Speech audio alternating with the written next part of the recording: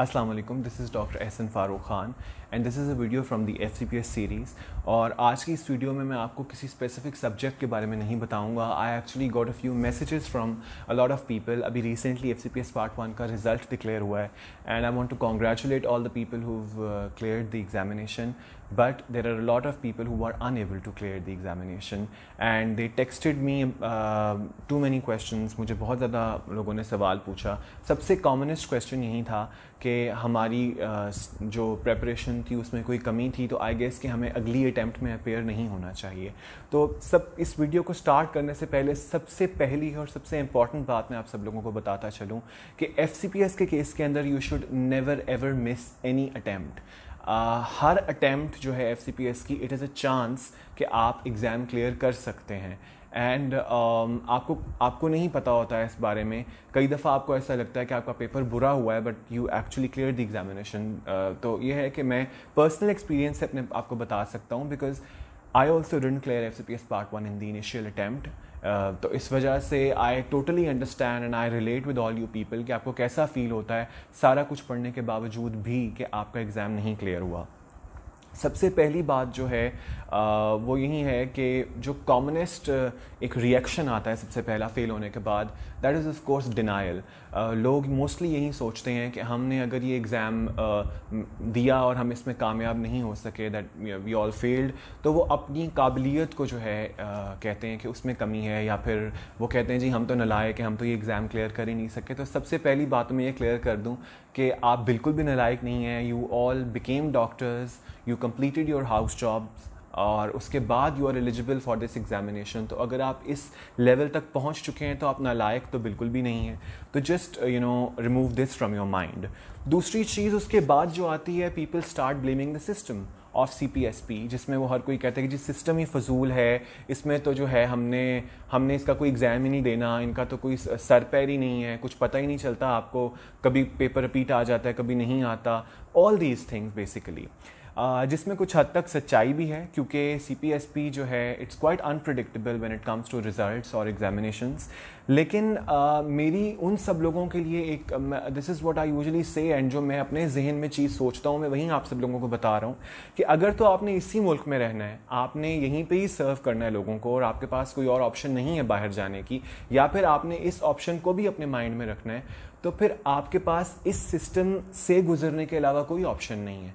अच्छा है बुरा है जैसा भी है, you have to do it anyway. ठीक है, तो I guess that it's very important कि अगर आपने एक चीज़ करनी है तो आपने रो के भी करनी है, हंस के भी करनी है। तो इट इज़ मच बेटर कि आप हंस के और सारे जो लूप होल्स हैं उनको एक्सेप्ट और एम्ब्रेस करके आगे चलें, और उसके बाद ही आप जो है आई गेस एक तरह से आप कामयाबी की सफ़र की तरफ चलते हैं, जब आप किसी भी सिस्टम के लूप होल्स को इग्नोर करके आप अपने जो एक फोकस होता है उसके ऊपर आप ओरिएंटेड रहते हैं।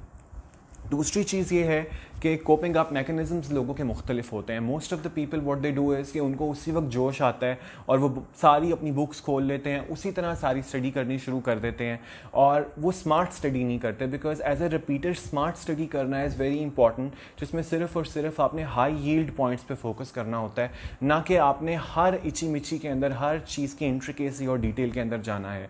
Because that actually will confuse you further more, और उसकी वजह से आपकी अगली अटैम्प्ट भी जो है वो एक फेलियर का शिकार बन जाती है। तो इसके लिए I would talk a little letter about the smart study pattern. लेकिन एक और बहुत इंपॉर्टेंट चीज़ है, स्मार्ट स्टडी के बारे में I will talk in the end, but उससे एक बहुत इंपॉर्टेंट चीज़ है जो कि बहुत ज़्यादा लोग जिस चीज़ का शिकार हैं, that is the excessive usage of social media और the wrong usage of social media. तो इसके बारे में मैं सब लोगों को यही कहना चाहूँगा कि आप अपेरेंटली तो यही समझते हैं कि आपने अपना पूरे का पूरा दिन एलोकेट कर दिया स्टडी को, आप 10-10, 12-12 घंटे के लिए बैठे हैं, लेकिन दर हकीकत आप उन 10-12 घंटों में जो आपका क्वालिटी टाइम या जो आपका प्रोडक्टिव टाइम होता है स्टडी का, that is hardly 2 to 3 hours. और अगर इतना भी हो तो भी बड़ी बात है, लेकिन people are constantly on social media, हर वक्त फेसबुक पे ऑनलाइन, इंस्टाग्राम पे एक्टिव, जितने भी सारे आपको सोशल मीडिया हैंडल्स हैं उनके ऊपर वो एक्टिव रहते हैं। उनको यूज़ करने में कोई हर्ज नहीं है, आप डेफिनेटली इन सब को यूज़ करें, क्योंकि it's a basic necessity, we all use it, मैं भी यूज़ करता हूँ। Everybody does that. It's just that कि आप उसका टाइम एलोकेट कर दें. आप अपने फ़ोन का वाईफाई या 3G 4G जो भी सेलुलर डाटा नेटवर्क यूज़ करते हैं उसे आप उतनी देर के लिए बंद कर दें जितनी देर के लिए आप पढ़ रहे हैं. You just allocate some time कि मैंने 2 घंटे के बाद या 1.5-2 घंटे के बाद मैंने 10 से 15 मिनट के लिए देखना है, and then I will again resume my studies. एक और चीज़ जो बहुत ज़्यादा लोग पूछते हैं वो ये है कि लोग पढ़ते ही ऑनलाइन हैं, क्योंकि हम लोग ऑनलाइन बहुत ज़्यादा चीज़ों की मदद लेते हैं. और FCPS के जितने ग्रुप्स हैं फेसबुक पे, वहाँ पे उसके सर्च के अंदर उसका जो सर्च बार टूल बार होता है वहाँ से वो बहुत ज़्यादा MCQs ढूंढते हैं. उसके लिए मैं यही कहूँगा कि आप या तो फ़ोन बंद करके सामने लैपटॉप रख लें, उसके ऊपर आप सर्च कर लें, ठीक है. इन दैट वे आप काफ़ी हद तक बच जाते हैं इस चीज़ से कि आप बहुत ज़्यादा फ़ोन नहीं यूज़ करते. या फिर आप ऐसा करें कि आप टोटली डिस्कनेक्ट हो जाएं उतने टाइम के लिए जितनी देर के लिए आप पढ़ रहे हैं, and once you are done with that तो उसके बाद फिर आप उन सारे मार्क्ड पॉइंट या वो स्पेसिफिक क्वेश्चंस जो आपने देखने हैं उनको आप फिर इंटरनेट से उन ग्रुप्स पे जाके जो है देख सकते हैं. अच्छा जी, now we finally come to the most important part जो कि स्मार्ट स्टडी के ऊपर है.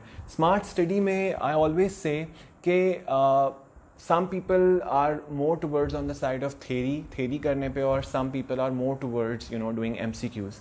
आई पर्सनली बिलीव, जो मैंने अपना एक ऑब्जर्वेशन देखी है अपनी भी और लोगों की भी, वो ये है कि कई लोग जो हैं वो सिर्फ और सिर्फ MCQs पे रिलाई करते हैं, और कई लोग प्रिडोमिनेंटली थेरी पे रिलाई करते हैं और MCQs पे इतना नहीं रिलाई करते. और ये दोनों लोग फेल होते हैं, बिकॉज अगर आपको कोई कहता है कि जी आपने सिर्फ और सिर्फ MCQs करने हैं, तो MCQs करने के लिए आपका एक बेसिक नॉलेज हर चीज़ का होना चाहिए. और उनमें बहुत सारे MCQs होते हैं जिनके आंसर्स गलत होते हैं. तो ऑफ कोर्स आपने जो एक बेसिक थेरी पढ़नी है वो तो आपने करनी ही करनी है. मैंने पिछली वीडियोज़ में भी आपको बताया हुआ है, अपनी जितनी भी FCPS पार्ट 1 सीरीज़ की हैं वीडियोज़, कि आपने उनको किस तरीके से करना है. बाकी हर किसी का अपना हिसाब किताब होता है. तो इसलिए आई वुड डेफिनेटली से कि आपने MCQs पे ज़रूर फोकस करना है, लेकिन आपका जो टेक्स्ट है दैट इज़ वेरी इंपॉर्टेंट. और जो basic first aid, BRS physiology और जो मेजर टेक्स्ट बुक हैं वो तो आपने जब कर ली तो कर ही ली, लेकिन उसके बाद जो आपकी बाकी बुक्स आती हैं, जो रिविजन नोट्स हैं, जिस तरह के SK किम है या फिर रेडियंट नोट्स हैं, या फिर बहुत सारी डिफरेंट जो हैं उसमें आ चुकी हुई हैं, जो रफ़ीउल्लाह के रेडियंट नोट्स हैं वो भी हैं उसमें. तो आप आप एक दफ़ा जायज़ा ले लें हर चीज़ का, फिर उनमें से आपको जो चीज़ अपने हिसाब से बेहतर लगती है, choose that. So choose that one book for revision and then stick to it and then complete it within the given time जो आपने अपने mind में सोचा हुआ है. This is how you can actually proceed with this. और इसके अलावा जो एक बहुत important चीज़ है वो ये है कि आपने हिम्मत बिल्कुल भी नहीं हारनी. Because what happens is that ये सब कुछ करने के बाद भी आपकी गारंटी नहीं होती कि आप पास होंगे या नहीं होंगे. Again blame it to the system और whatever it is, but this is how it is. Just keep working hard and keep the blinders on. अपनी मेहनत जारी रखें. Best of luck to all the candidates. I hope this video was helpful. आपने अगर कुछ पूछना हो तो feel free to ask. Till the next video, I'll be back with another video. Till then, take good care of yourselves. Allah Hafiz.